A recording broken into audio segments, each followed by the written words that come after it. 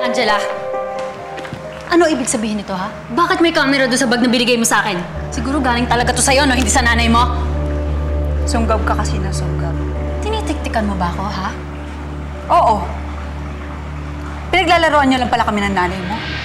Magkasabwat pa kayo para lokohin kami. Ano naman ngayon? Eh ako naman yung mas pinaniniwalaan ng nanay mo.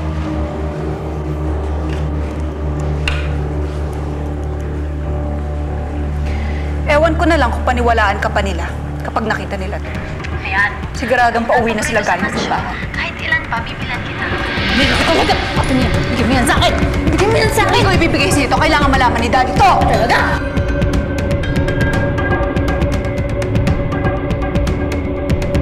Akin na yan! Ibigay mo na sa akin! Hindi pwede! Nandito na sila. Ano ba? Angela! Ibigay mo na sa akin yan! Ano ba? Tawan mo! Akin na yan! Akin na yan! Akin na yan! Tawan mo ako! Ano ba? Angela! Sa akin, takilamera ka! Hindi! Hindi ko ibibigay sa'yo ito.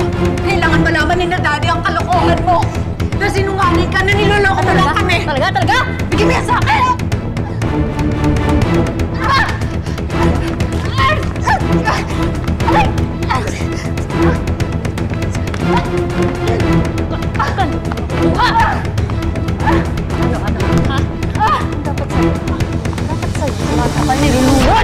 Ano? Ha? Tawan mo ako na hindi! Listen! Listen! Ano ba?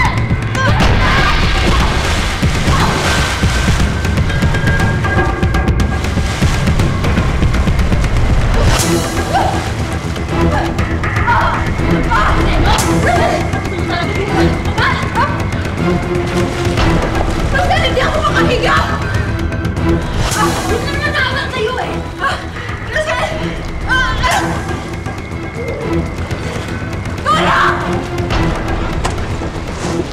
Oh, Sir Renato. Gerald. Paminda, magandang hapon ho. Magandang hapon. Napaaga ka yata. Nakausap ko po si Angela eh. Sabi niya sa akin, susundan daw niya si Lucille. Bakit ka susundan si Lucille? Dahil baka may ginagawa namang kalokohan yung babaeng yung Renato. Nasaan nga ba si Angela at nang maipaliwanag niya to?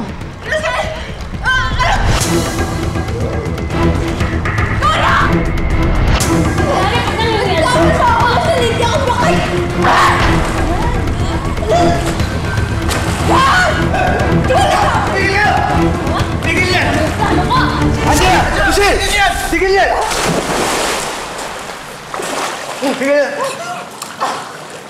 Angela! Angela!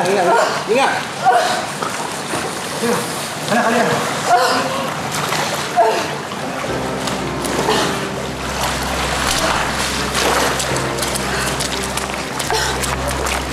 Lucy, anong ginawa mo sa anak ko?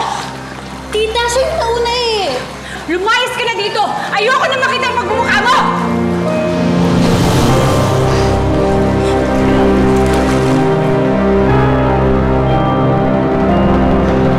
Anak, okay ka lang ba? Gusto mo dalhin ka namin sa ospital? Hindi na. Huwag na po. Okay na po ako. Ano bang ginawa mo sa kapatid mo? Bakit mo siya nilunod? Tayo, nagkaroon lang naman ho kami ng konting misunderstanding. Misunderstanding? Eh, halos patay mo tong anak ko! Ano bang pumasok na sa ulo mo? Sir Renato, dahil siguro dito. Ano yan? Hayaan mo, pag ako na ang paborito sa mansyon, kahit ilan pa, bibilan kita, okay? Talaga sinabi mo yan, ha? Tayo, magpapaliwanag ho ako. Hindi ho yan totoo. Hindi mo na kailangan paliwanag. Manang-mana ka sa nanay mo. Pareho kayong manloloko. Tapos ngayon, inilagay mo pa sa panganib ang anak ko. Sinira mo ang pagtitiwala ko sa'yo. Kaya ngayon kahit 5, wala kang mamanahin sa akin.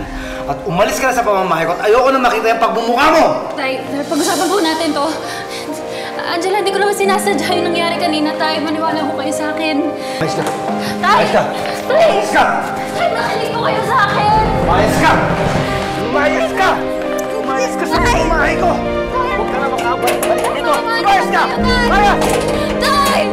Tay, huwag naman kayong ganito. Mawa kayo sa anak niyo! Anak! Wala akong anak na kasi sama mo! At simula ngayon, wala ka ng ama at kakalimutan kita na naging anak kita!